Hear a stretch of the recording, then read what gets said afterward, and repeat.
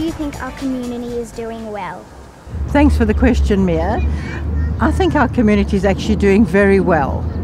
We know what all our environmental targets are, and the good thing is that most of our children understand recycling, understand saving our planet, and I think with the children leading us, our community is doing very well. How can we protect the marine life in the harbour? Thomas, the best way to protect the marine life of the harbour is to reduce the pollution, to clean up the rubbish that comes into the harbour, and to also protect those important habitats, and particularly the seagrass beds. The beach is very important to me because it is part of my life in Coogee. How can we help to stop pollution going into the ocean?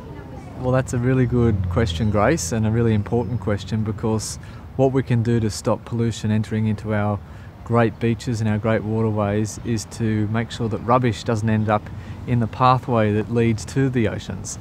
So if everybody does their bit by picking up rubbish that they can see, that will help make our beaches and our waterways a much cleaner place. When was the last time you picked up rubbish that wasn't yours? What is it with adults and picking up rubbish anyway? Sinead, I'm glad to say today was the last time I picked up somebody else's rubbish. I was in Bondi Junction Mall and I picked up an empty can of drink.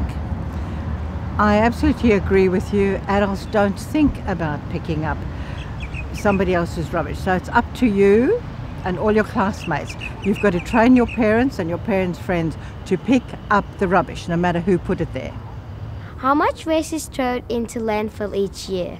Woollahra Council collects approximately 22,000 tonnes of waste rubbish a year.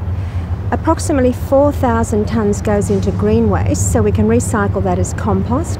Just over 7,000 tonnes is recycled as plastic and bottles.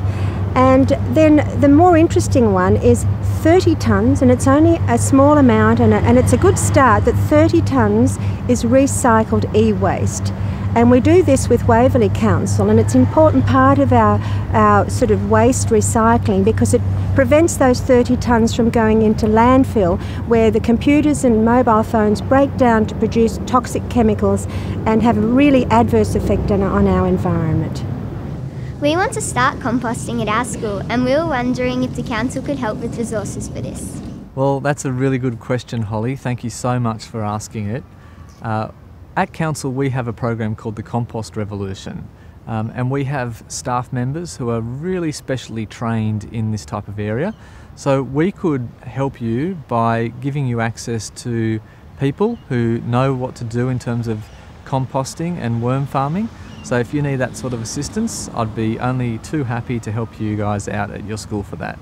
What sort of car do you drive? Is it a hybrid or an electric? Does it need a long extension lead?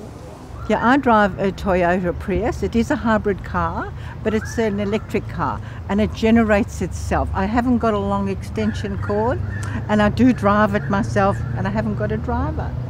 Do you think the council could organise more events to promote environmental issues?